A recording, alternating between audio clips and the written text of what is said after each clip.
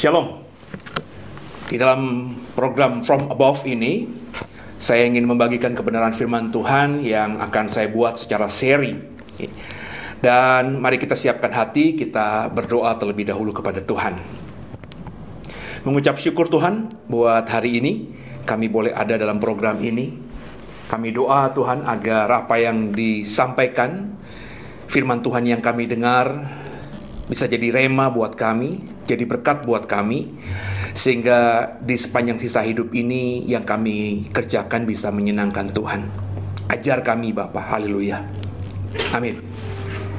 Kekasih Tuhan, biji mata Tuhan, kita akan membuka firman Tuhan dari kitab Rut pasal yang pertama, ayat yang pertama. Jadi ada bantuan nanti di layar saudara juga, ya. Rut pasal pertama, ayat yang pertama. Jadi saya berharap Bapak Ibu juga bisa membacanya bersama saya. Demikian firman Tuhan. Pada zaman para hakim memerintah, ada kelaparan di tanah Israel. Lalu pergilah seorang dari Betlehem Yehuda beserta istrinya dan kedua anaknya laki-laki ke daerah Moab untuk menetap di sana sebagai orang asing. Nah, kekasih Tuhan, biji mata Tuhan, ini program seri ya saudara ya. Dalam seri yang pertama tentang kitab Rut ini, saya mau ngebahas tentang Moab. Dikatakan di Rut pasal pertama, ayat pertama ini bahwa Moab adalah sebuah daerah yang dalam peristiwa yang kita baca dalam kitab Rut menjadi tempat di mana atau daerah di mana tidak mengalami bahaya kelaparan. Karena kalau kita membaca tadi, di zaman para hakim memerintah di tanah Israel terjadi kelaparan. Kemudian ada seorang yang bernama, kalau kita membaca nanti ayat berikutnya, Elimelek yang menikahi Naomi. Itu mereka membawa keluarganya untuk tinggalkan tanah Israel, tanah perjanjian, menuju ke tanah Moab. Kenapa? Tentu alasannya sederhana. Karena di tanah Israel ada kelaparan, di tanah Moab tidak mengalami kelaparan, maka mereka mau bawa keluarganya di tanah yang aslinya sedang mengalami kelaparan itu, tanah Israel, untuk mencari makan atau tinggal di negeri Moab, di tanah Moab, di mana saat itu Moab tidak mengalami kelaparan. Nah, sebelum kita lanjutkan, sebelum kita bahas tentang banyak kebenaran yang bisa dibagikan dalam kitab Rut ini, saya ingin ngebahas tentang Moab terlebih dahulu. Sebab saya sangat percaya kalau kitab Rut kita gali tanpa kita mendalami tentang Moab, maka kebenaran yang kita dapatkan kurang sempurna, begitu ya. Nah, apa itu Moab? Saat kitab Rut kita baca tadi, sudah menjadi sebuah bangsa, tanah Moab, negeri Moab, bangsa Moab. Tapi sebenarnya siapakah Moab ini? Nah, beri tanda kitab Rut, saudara, kalau kau lagi membuka Alkitab saudara. Kita coba membuka sekarang ini Kejadian pasal yang ke-19. Ada bantuan nanti ya, Kejadian 19 ini bisa muncul juga di layar saudara ya. Jadi kita akan membaca dari ayat yang ke-30 sampai dengan ayat yang ke-38. Moab itu adalah apa, bisa kita temukan dari Kejadian 19 ayat 30 sampai 38. Demikian firman Tuhan. Pergilah Lot dari Zoar, dan ia menetap bersama-sama dengan kedua anaknya perempuan di pegunungan, sebab ia tidak berani tinggal di Zoar. Maka diamlah ia dalam suatu goa beserta kedua anaknya. Kata kakaknya kepada adiknya, "Ayah kita telah tua dan tidak ada laki-laki di negeri ini yang dapat menghampiri kita, seperti kebiasaan seluruh bumi. Marilah kita beri ayah kita minum anggur, lalu kita tidur dengan dia, supaya kita menyambung keturunan dari ayah kita." Pada malam itu mereka memberi ayah mereka minum anggur, lalu masuklah yang lebih tua untuk tidur dengan ayahnya. Dan ayahnya itu tidak mengetahui ketika anaknya itu tidur dan ketika ia bangun. Keesokan harinya berkatalah kakaknya kepada adiknya, "Tadi malam aku telah tidur dengan ayah. Baiklah, malam ini juga kita beri dia minum anggur. Masuklah engkau untuk tidur dengan dia, supaya kita menyambung keturunan dari ayah kita." Demikianlah juga pada malam itu mereka memberi ayah mereka minum anggur. Lalu bangunlah yang lebih muda untuk tidur dengan ayahnya, dan ayahnya itu tidak mengetahui ketika anaknya itu tidur dan ketika ia bangun. Lalu mengandunglah kedua anak Lot itu dari ayah mereka. Yang lebih tua melahirkan seorang anak laki-laki dan menamainya Moab. Dialah bapa orang Moab yang sekarang. Yang lebih muda pun melahirkan seorang anak laki-laki dan menamainya Ben-Ami. Dialah bapa Bani Amon yang sekarang. Saudara, inilah Moab. Jadi ketika kita membaca Kejadian 19 ini, kita mengerti Moab dan Amon ini adalah adik kakak. Berasal dari bapak yang sama, dan juga ibu mereka adalah adik kakak. Moab adalah anak dari ibu, ya, dari perempuan yang tidur dengan Lot. Ini menarik, saudara. Jadi Moab ini anaknya Lot, tapi juga sekaligus cucunya Lot. Karena ibu dari Moab ini adalah anak dari Lot. Jadi kalau kita membaca Moab ini, ya bisa disebut anaknya Lot, bisa disebut cucunya Lot. Ya, Moab ini ketika melihat ibunya bisa memanggil ibu, juga bisa memanggil kakak, tergantung dari sisi mana kita membacanya, gitu saudara ya. Jadi di ayat yang ke-30 tadi kita tahu bahwa Lot itu meninggalkan Zoar. Zoar ini adalah kota di mana Lot dan keluarganya itu mau lari ketika Sodom dan Gomora sebelum dihancurkan Tuhan.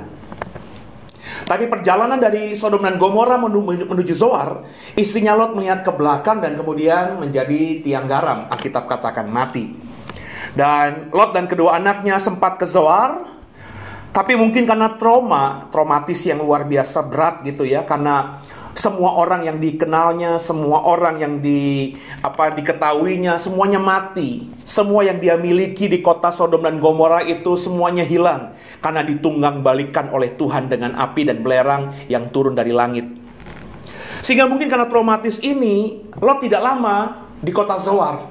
Ya, dia ada traumatis begitu sehingga dia membawa anak-anaknya, Alkitab dikatakan lari ke pegunungan, jauh dari peradaban manusia. Tinggal di goa, kembali kepada hidup di zaman dahulu kala, ya. Manusia-manusia awal itu pasti saya percaya tinggalnya di goa, ya. Seperti manusia purba dan lain sebagainya. Lot sudah hidup di zaman yang kemudian. Sudah ada rumah di situ, sudah ada kota di situ, manusia sudah lebih modern dibandingkan manusia purba.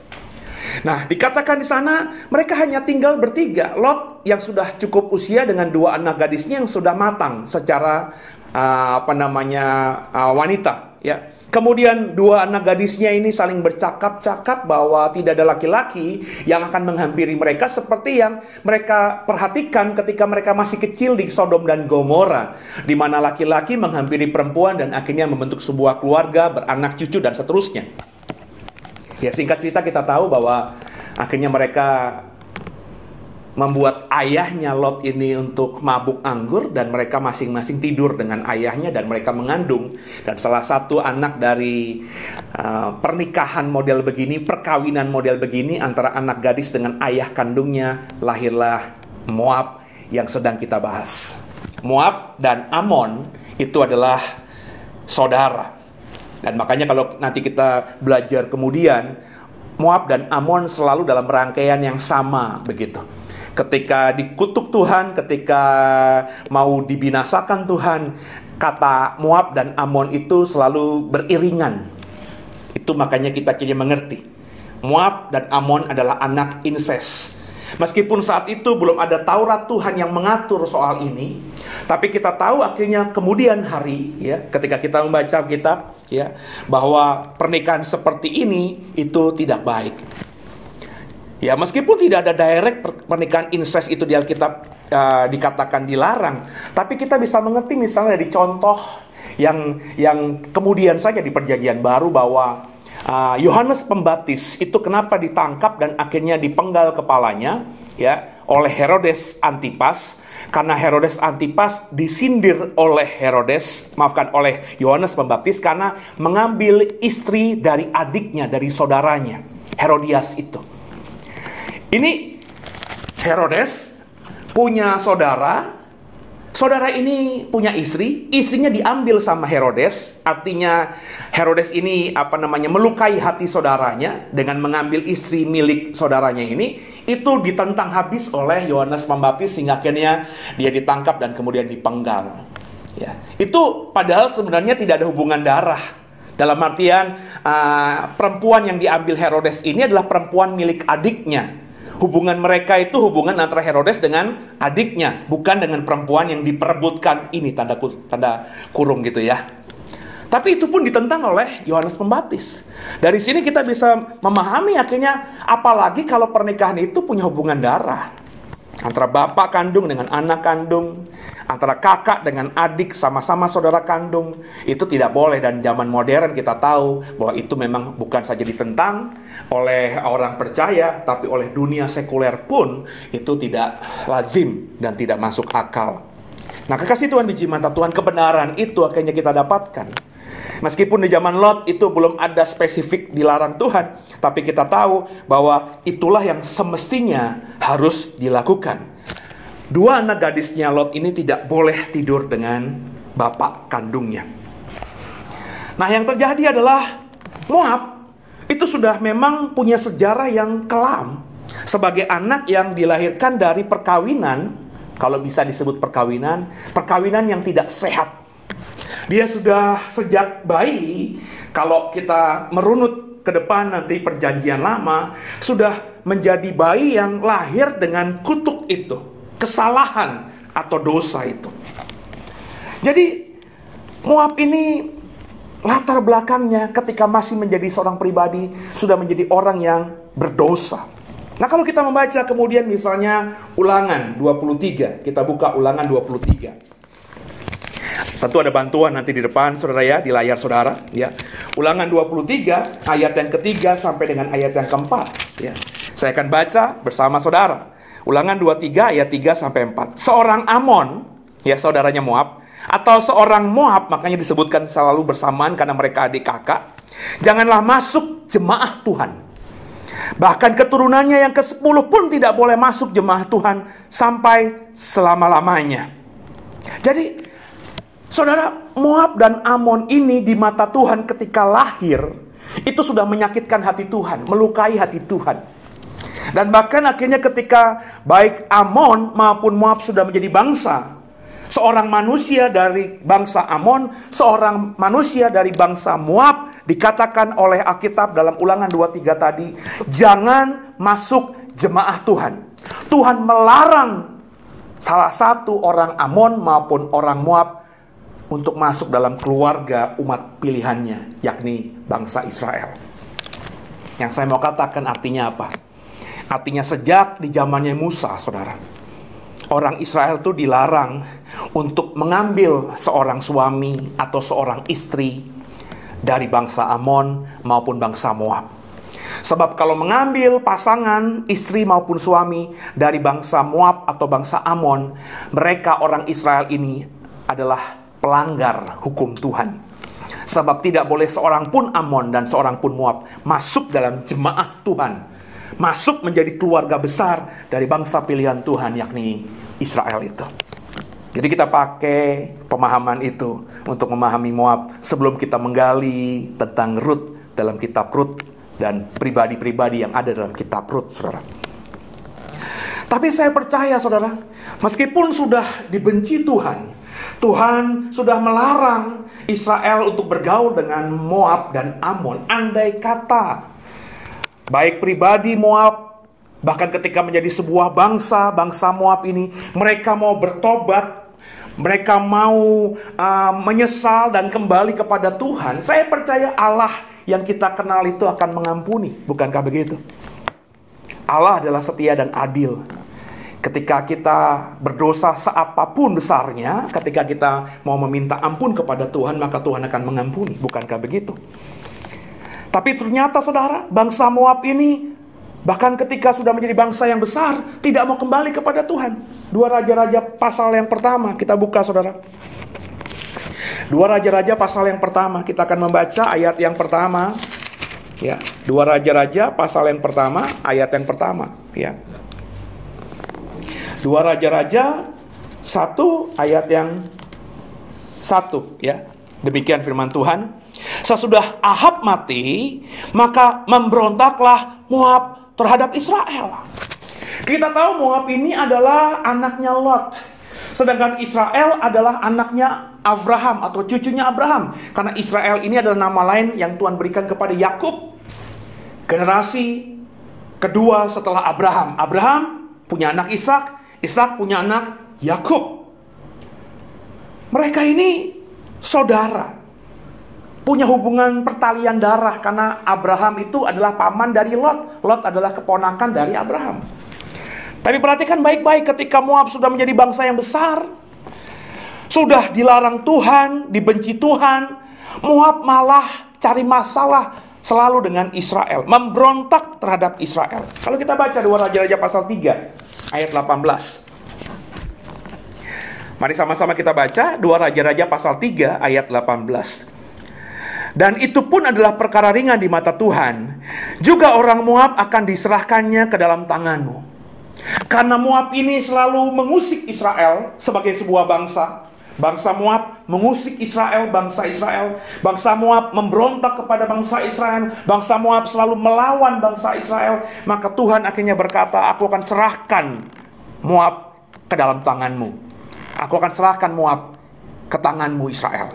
Kurang lebih begitu, saudara. Nah, saudara, sejak Tuhan berfirman demikian, maka mulailah bangsa Moab mengalami kemunduran demi kemunduran, kemunduran demi kemunduran. Sampai akhirnya para nabi muncul di dalam kehidupan bangsa Israel. Semuanya menubuatkan tentang kehancuran Moab. Kita buka, saudara, Yesaya. Kita akan banyak buka ayat dalam episode yang pertama di From Above ini. Yesaya 15. Ya. Yesaya 15 ayat yang pertama, kemudian ayat yang ke-9. Kita baca ya. Yesaya 15 ayat pertama, demikian firman Tuhan. Ucapan ilahi tentang Moab. Sungguh dalam suatu malam Ar Moab sudah dirusakkan, dibinasakan. Sungguh dalam suatu malam Kir Moab sudah dirusakkan, dibinasakan. Suatu malam, kata Tuhan, yang namanya Moab akan dibinasakan dan juga dirusakkan. Ayat 9-nya kita baca. Yesaya 15 ayat 9. Muncul ya di layar saudara ya, bersama saya. Sungguh air Dibon telah penuh dengan darah, tetapi yang menimpa Dibon akan kutambahkan lagi, yaitu singa akan menerkam orang-orang yang terluput dari Moab. Jadi kalau kita membaca rangkaian nubuatan Yesaya ini, Yesaya, tentu Tuhan lewat mulutnya Yesaya, lewat tangannya Yesaya menuliskan surat ini atau nubuatan ini yang kita bisa baca dalam Yesaya 15 tadi, bahwa Moab akan dirusakkan, Moab akan dibinasakan. Kalau ada andai kata satu orang Moab, dua orang Moab, beberapa orang Moab bisa lolos dari hal tadi, Alkitab katakan ayat 9-nya, yang luput itu akan diterkam oleh singa. Jadi tidak ada harapan, no hope bagi orang Moab, bagi bangsa Moab. Tuhan sudah menimpakan hukuman kepada mereka. Itu Yesaya yang mengatakan. Sekarang kita buka Yeremia, saudara. Yeremia pasal 48 ayat 1 sampai 2. Yeremia 48 ayat 1 sampai 2. Demikian firman Tuhan. Yeremia 48 ayat 1 sampai 2. Sudah muncul bersama saudara. 3-1 ya. Mengenai Moab, beginilah firman Tuhan semesta alam, Allah Israel. Celakalah Nebo, sebab kota itu sudah dibinasakan. Kiryataim telah menjadi malu dan direbut. Kota benteng itu menjadi malu dan terkejut. Lenyaplah sudah kemegahan Moab. Di Hesbon orang merencanakan malapetaka terhadapnya. Marilah kita melenyapkannya sebagai bangsa. Juga engkau, hai Madman, akan dibungkamkan. Engkau akan dikejar-kejar pedang. Moab dan kemegahannya akan dilenyapkan. Moab sebagai bangsa akan dilenyapkan.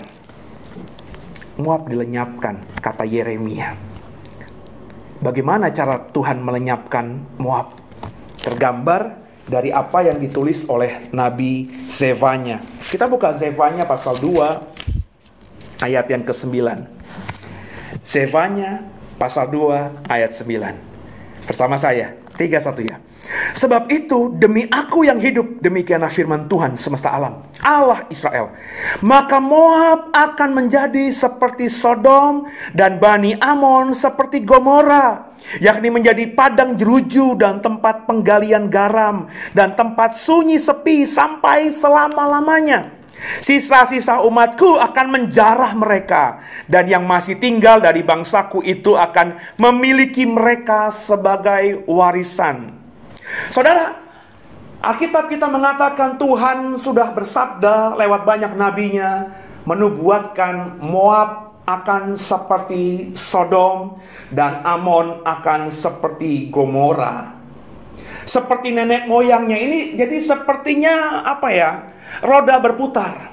Nenek moyangnya yang namanya Lot dan juga anak-anaknya yang menjadi orang tua dari Moab dan Amon ini selamat dari Sodom dan Gomora. Kenapa? Karena Tuhan mengasihi mereka. Kenapa Tuhan mengasihi Lot dan keluarganya? Ingat, karena Tuhan mengasihi Abraham. Oke? Lot dan keluarganya bisa selamat. Tempat tinggalnya Sodom dan Gomora hancur oleh Tuhan, ditunggang balikan oleh Tuhan. Nenek moyangnya selamat. Tapi ironisnya, kata Alkitab saya, keturunan Lot ini akhirnya mengalami nasib yang sama seperti Sodom dan Gomora. Kalau saya yang renungkan, berarti apa yang Tuhan berikan kepada Lot ini sia-sia. Keselamatan yang diberikan kepada Lot ini sia-sia. Anugerah yang diberikan kepada Lot ini sia-sia. Kenapa? Karena keturunannya tidak mau bertobat dan mau berpaling kepada Tuhan. Terus hidup dalam dosa. Karena hidup dengan dosa, apa yang sudah dilewati oleh Lot, mereka alami. Lot yang selamat dari Sodom dan Gomora, keturunannya bahkan dibinasakan dengan cara yang sama seperti Tuhan menghancurkan Sodom dan Gomora. Sesuatu ironis.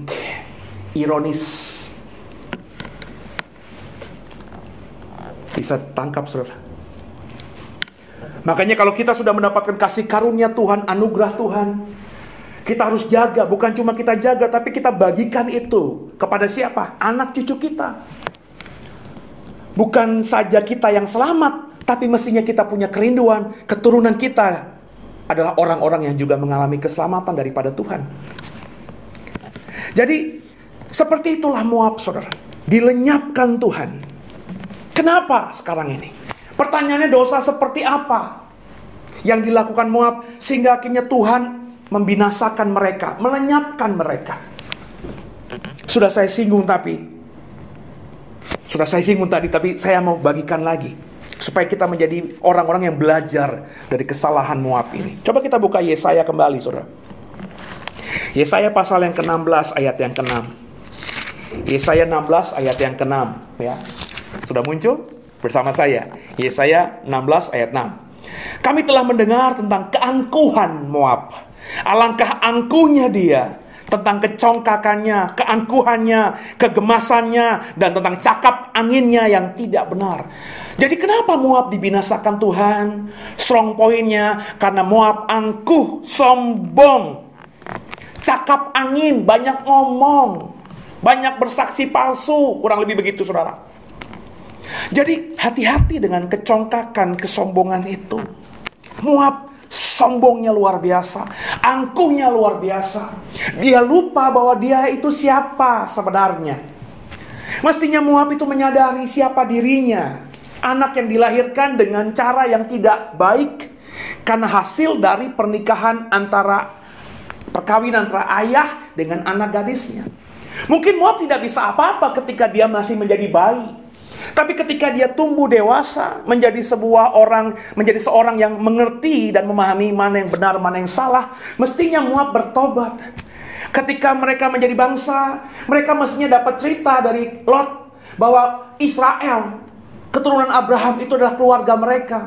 Mestinya Lot mengajarkan kepada anak-anaknya ini bahwa aku dulu diberkati luar biasa karena pamanku. Karena Tuhan, Yehova, Yahweh itu memberkati pamanku. Dan aku diberkati, keluarga kita diberkati karena berkat yang Tuhan berikan kepada pamanku Abraham. Dan karena aku dekat dengan pamanku Abraham. Ada transfer.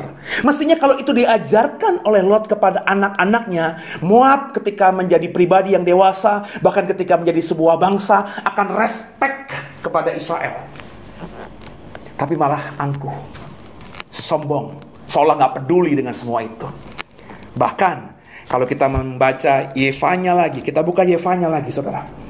Yefanya pasal yang kedua ayat yang ke-8. Yefanya pasal kedua ayat yang ke-8. Demikian firman Tuhan. Aku telah mendengar pencelaan dari pihak Moab dan kata-kata nista dari pihak Bani Amon. Baik Moab dan Amon itu mengeluarkan kata-kata celaan dan nista. Bagaimana mereka mencela umatku dan membesarkan dirinya terhadap daerah umatku.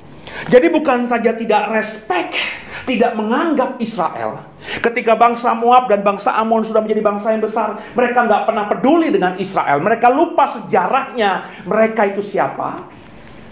Tapi Moab dan Amon bahkan mencela dan menista Israel. Kekasih Tuhan, biji mata Tuhan, inilah kesalahan fatal yang dilakukan Moab ketika menjadi pribadi yang dewasa, mengerti benar dan salah, dan bahkan akhirnya ketika Moab ini menjadi sebuah bangsa yang besar, angkuh, sombong, dan bahkan mencela menista Israel sebagai umat pilihan Allah. Maka Bapak Ibu biji mata Tuhan, dalam program ini kita belajar bagaimana kita harus bersikap. Jangan jadi Moab di akhir zaman ini. Belajarlah untuk merendahkan hati, merendahkan diri. Belajarlah juga untuk menghormati, menaruh respek, menghargai orang-orang lain. Terutama bahkan orang-orang yang percaya kepada Tuhan. Terlebih lagi para pelayan Tuhan, para hamba-hamba Tuhan. Kekasih Tuhan, sebagai orang percaya, bukankah kita adalah orang yang diurapi Tuhan? Sesama orang yang diurapi Tuhan, itu gak boleh saling mendahului, kan? Saya masih ingat bagaimana Daud sebagai orang yang sudah diurapi menjadi raja, tapi diperlakukan tidak baik oleh mertuanya, Raja Saul. Bahkan ketika Daud punya kesempatan yang luar biasa besar, bersembunyi di ujung goa, sedangkan Saul ada di tengah goa itu sedang buang hajat, saudara, seorang diri. Para pasukannya Daud sudah bilang sama Daud, ini kesempatan yang diberikan Allah kepadamu. Musuhmu diserahkannya ke dalam tanganmu. Penggal dia, maka masalahmu selesai. Tapi Daud berkata apa kepada pasukannya ini? Masakan aku mengusik hamba Tuhan yang diurapi. Dia tidak sentuh tubuhnya Saul. Dia hanya potong ujung jubahnya Saul. Saul tidak sadar. Ketika Saul sudah keluar dari gua itu setelah selesai buang hajatnya, Daud teriak dari jauh, "Raja, kalau aku mau, aku bisa membunuhmu. Ini jubah yang kugunting, yang kupotong milikmu. Tapi aku tidak lakukan, karena kau adalah orang yang diurapi Tuhan." Kekasih Tuhan, biji mata Tuhan, Moab melakukan kesalahan yang fatal. Dan akhirnya apa, saudara? Akhirnya Moab dibinasakan Tuhan. Satu ayat terakhir dari Yesaya pasal yang ke-16. Yesaya 16 ayat 12 sampai 14. Kita baca, saudara, bagaimana nasib dari Moab ini ketika melakukan salah demi salah, dosa demi dosa. Moab dari pribadi hingga menjadi bangsa tidak mau kembali kepada Tuhan. Sampai akhirnya Tuhan mengutuk mereka. Pertanyaannya, kenapa Tuhan mengutuk mereka? Sama-sama kita baca Yesaya 16 ayat 12 sampai 14. Maka sekalipun Moab pergi beribadah dan bersusah payah di atas bukit pengorbanan dan masuk ke tempat kudusnya untuk berdoa, ia tidak akan mencapai apa-apa. Itulah firman yang diucapkan Tuhan tentang Moab pada waktu yang lalu. Yang saya mau katakan di sini, kasih karunia Tuhan bisa selesai, bisa habis, saudara. Dalam konteks kita sebagai orang percaya, kasih karunia Tuhan bisa habis atas kita ketika kita akhirnya mati. Maka ketika kita mati, kita selesai. Kalau kita mati terus dalam dosa, kita mati terus dengan salah, dengan perbuatan yang tidak dalam pertobatan, maka tidak ada lagi kasih karunia itu. Moab juga demikian. Ketika di perjanjian lama Tuhan mengasihi Lot karena ingat sama Abraham. Lot akhirnya selamat. Lot melakukan dosa. Meskipun kita tidak tahu, meskipun kita baca tadi Lot mungkin tidak sadar dengan perbuatan yang dilakukan, tapi mestinya Lot bertobat. Mengingatkan anak-anaknya yang menjadi istrinya, mengingatkan cucunya yang juga adalah anaknya, bahwa mereka harus bertobat dengan sungguh. Tapi tidak dilakukan itu. Sehingga Moab tumbuh menjadi pribadi yang tidak hormat kepada Israel, kepada saudaranya, kepada bangsa yang gara-gara mereka dirinya ada di dunia ini. Moab terus hidup jauh dari Tuhan. Moab terus melakukan hal yang jahat. Dan sampai akhirnya Tuhan bilang, meskipun Moab beribadah, bersusah payah di bukit pengorbanan, masuk ke tempat kudusnya untuk berdoa, ia tidak akan mencapai apa-apa. Akhirnya apa? Kasih karunia Tuhan selesai atas Moab. Dan Bapak Ibu, faktanya di 2021 ini apa? Moab tidak ada lagi di peta dunia. Padahal Israel yang kurang lebih hidup sejaman dengan dia, karena nenek moyang Moab adalah Lot dan nenek moyang Israel adalah Abraham. Mereka adalah paman dan anak yang sama-sama keluar dari Ur Kasdim, berjalan menuju tanah perjanjian. Mereka seumuran kurang lebih, meskipun posisinya Abraham adalah paman dan Lot adalah keponakan. Mereka hidup sejaman, seumuran. Sampai sekarang masih ada bangsa Israel, keturunannya Abraham itu. Tapi bangsa Moab tidak ada lagi. Moab itu sekarang ini, kalau Bapak Ibu nanti lihat di peta di samping ini, itu lokasinya kurang lebih ada di wilayah Yordania dan di wilayah Syria saat ini, yakni di sebelah timur Sungai Yordan dan di sebelah timur dari Laut Mati. Salah satu lokasi yang spesifik yang dikatakan Alkitab ada dalam wilayah Moab adalah Bukit Nebo. Bapak Ibu tahu dong Bukit Nebo, tempat ketika Musa Tuhan izinkan cuma melihat Israel, tapi tidak bisa masuk. Di bawahnya dia di atas Bukit Nebo dan dia mati di situ. Bukit Nebo pasti Bapak Ibu kunjungi kalau Bapak Ibu ke Israel. Letaknya sekarang ini ada di wilayah Yordania, dan memang sebagian wilayah Moab saat itu ada di daerah negara atau kerajaan Yordania hari ini. Tapi nggak ada lagi itu orang Moab. Di Yordania, di Syria, lokasi yang saat itu adalah lokasinya Moab, tidak ada lagi orang yang dari sukunya Moab. Hilang peradabannya. Yang ada hanya orang Arab yang tinggal sekarang ini menguasai Yordania dan Syria, wilayah Moab saat itu. Moab hilang, Moab lenyap karena tidak mau bertobat.